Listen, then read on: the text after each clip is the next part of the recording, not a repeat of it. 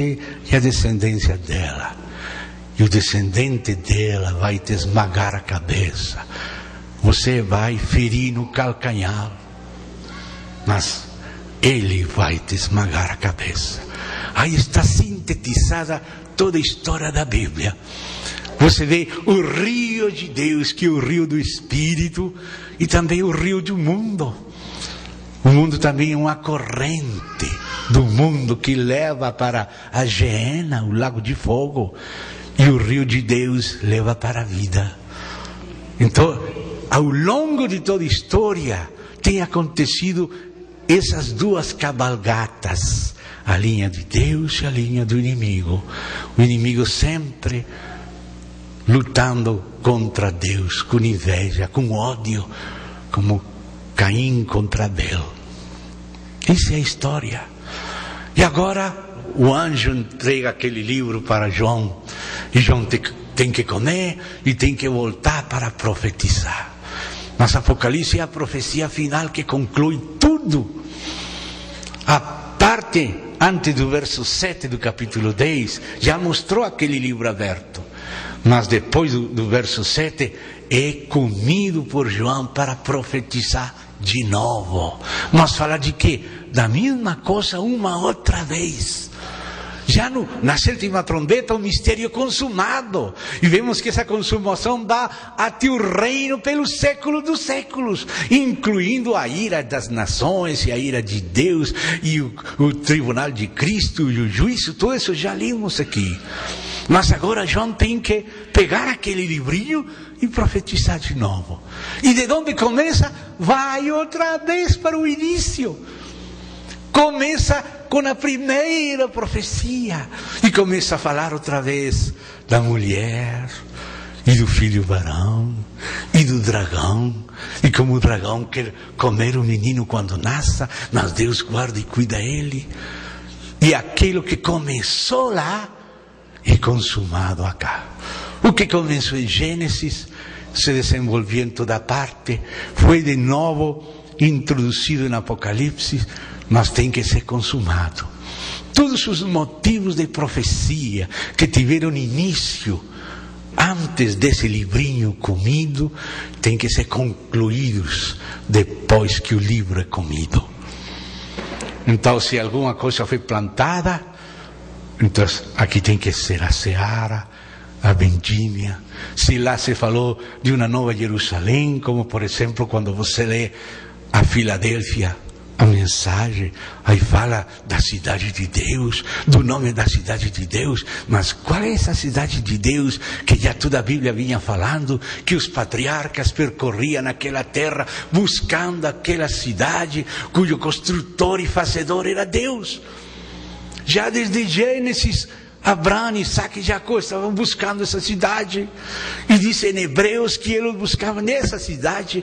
E já faz menção dessa cidade na primeira parte de Apocalipse. Mas qual é a conclusão? Tem que estar no livrinho final.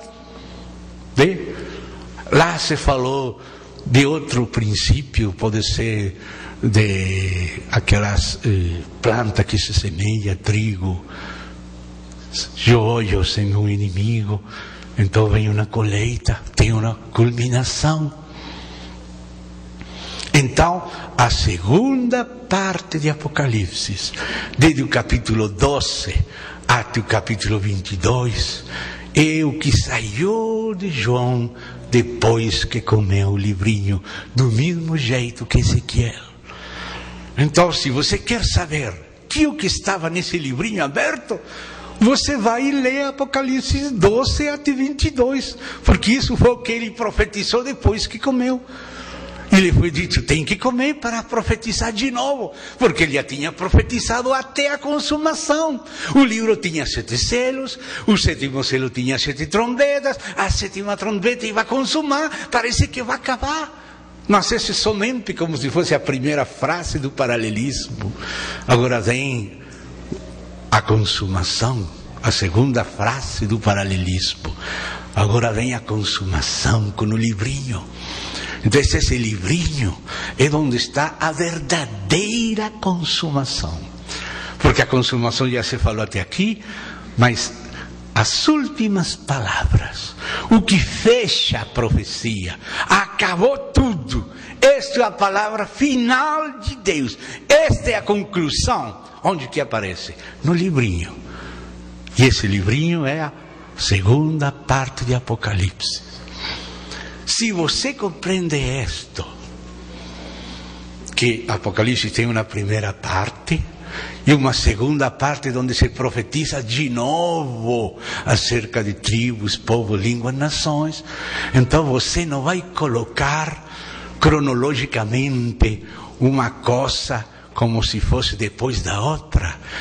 Às vezes algo que se falou aqui se fala de novo, não é uma coisa diferente, é profetizar de novo para acrescentar revelação e concluir.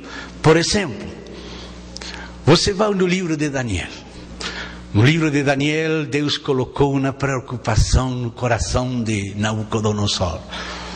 Ele queria saber o que vai acontecer depois dele, porque ele era o grande rei maior que havia na terra naquele tempo. Aquela cabeça de ouro, aquele império mundial da época, Babilônia.